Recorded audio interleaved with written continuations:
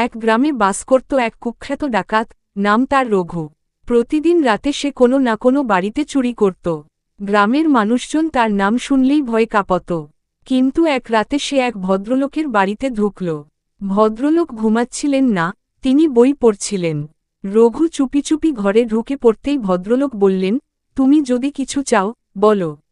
চুরি করে নেওয়ার দরকার নেই। ডাকাত স্তম্ভিত হয়ে গেল।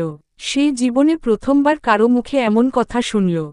ভদ্রলোক তাকে চা খাওয়ালেন, নিজের জীবনের কষ্টের কথা বললেন, এবং বললেন, তোমার মধ্যে ভালো কিছু করার ক্ষমতা আছে। রঘুর মন বদলে গেল। সেই রাতেই সে সিদ্ধান্ত নিল, আর কখনো চুরি করবে না। ভোর হতেই সে গ্রামের লোকদের কাছে নিজের অপরাধ স্বীকার করল এবং ক্ষমা চাইল। সবাই প্রথমে অবাক হলেও ভদ্রলোকের কথায় তাকে সুযোগ দিল। রঘু এরপর নিজের জীবনে পরিবর্তন আনল, কাজ শুরু করল, এবং গ্রামের ভালো মানুষদের একজন হয়ে উঠল। সেই ভদ্রলোকের সহানুভূতি আর ভালোবাসাই এক ডাকাতকে মানুষ বানিয়েছিল।